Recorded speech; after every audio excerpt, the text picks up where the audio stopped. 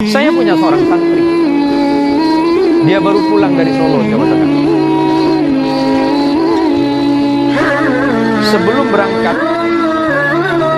di Bandara Adi Sucipto Solo, dia telepon saya, Ustaz, Assalamualaikum. Waalaikumsalam. Ada apa?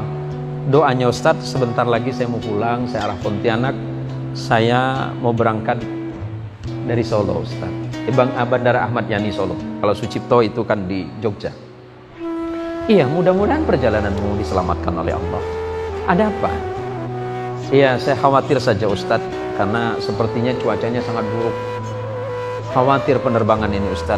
Saya jawab, begini saja, perbanyak doanya sama Allah.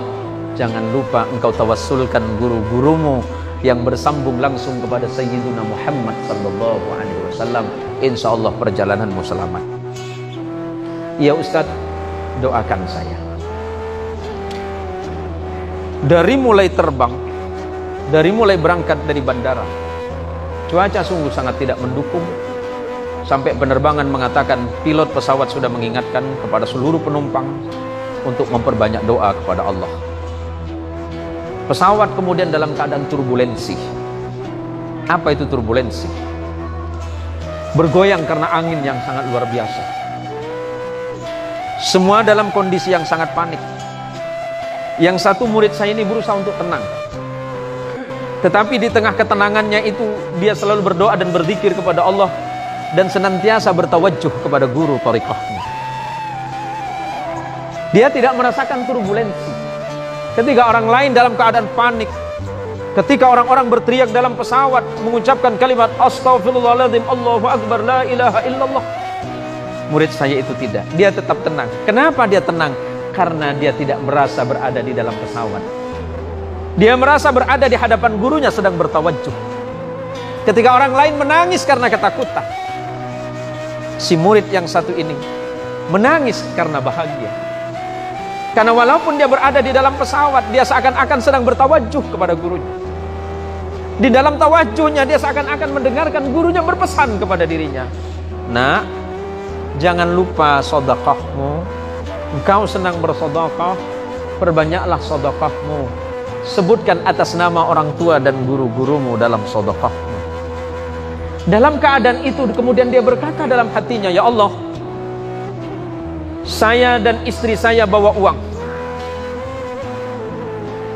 Dia tidak tahu bahwa itu pesawat turbulensi. Karena turbulensi itu hampir 20-30 menit.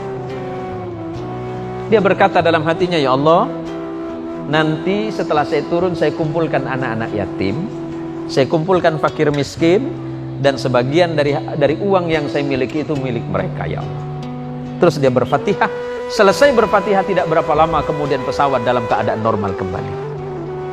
Ketika orang lain dalam keadaan khawatir, cemas, was-was, bahkan takut akan kematian, dirinya malah tersenyum karena dia merasa sedang bersama guru yang dicintainya. Berhenti di situkah? Tidak. Setelah dia pulang nyampe ke Pontianak, pada esok harinya dia kumpulkan anak-anak yatim. Dan sebelum turun dari tangga pesawat, istrinya berkata, "Mas, selepas ini karena Allah menyelamatkan kita, apa tidak sebaiknya Mas berangkat umroh sebagai bentuk rasa syukur kepada Allah?" Suami menjawab, "Mi, saya sudah berapa kali umroh. Saya sebenarnya mencintai Baitullah dan merindukan Baitullah. Tapi saya masih teringat betul ucapan guru saya untuk memperbanyak sedekah kepada orang-orang di sekitarmu. Sebagian dari rezeki yang ada di dompet Umi, kita bagi besok kepada mereka." Ternyata setelah dibagi pada hari Senin atau 2 hari setelah kejadian pesawat ini, dia ditelepon oleh pimpinannya, oleh sahabatnya yang berada di Solo, Jawa Tengah. Dia diminta mengirimkan paspornya karena dia akan diberangkatkan umroh. Menangis dia karena awalnya niat uang dari istrinya itu untuk berangkat umroh, separuhnya dia batalkan, separuhnya dia berikan kepada orang-orang yang membutuhkan dan perjuangan agama. Dan kemudian Allah membalas kontan. Dia berangkat umroh pada Senin berikutnya, 1 minggu dari kejadian ini. dengan tanpa membayar 1 rupiah pun. Ketika sampai di Makkah dan Madinah, dia berdoa lagi kepada Allah dan dia menangis di makbarahnya Rasulullah. Dia menangis di Raudhah. Dia berterima kasih kepada Allah dan Rasulullah dan berterima kasih kepada guru mursyidnya. Menangis sejadi-jadinya dan dia seakan-akan dibimbing oleh gurunya ketika melaksanakan umrah. Ketika pulang ke Indonesia, dia masih lewat Solo lagi. Niatnya untuk berterima kasih kepada orang yang memberangkatkan. Dan apa yang terjadi? Allah memberikan keajaiban baru. Apa kata orang yang memberangkatkan dia umrah dengan gratis?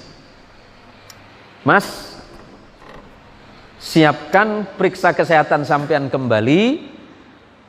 Karena Senin ini saya daftarkan sampean itu Haji Plus.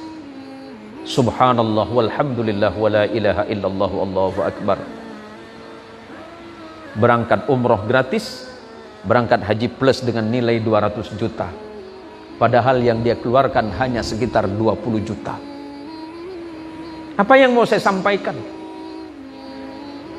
Bahwa ketika kita berbuat di jalan Allah, hak karena Allah, hak karena mencintai Allah dan Rasulnya, dan hak karena mencintai guru-guru kita yang pernah mendidik kita semuanya di dalam hal kebaikan di jalan Allah, yang menyebabkan Allah memudahkan segala urusannya. Kalau kita memudahkan urusan agama Allah, memudahkan urusan guru-guru kita, maka Allah akan memudahkan urusan kita di dunia, lebih-lebih kelak di akhirat, di yaumil akhir. Amin ya rabbal alamin.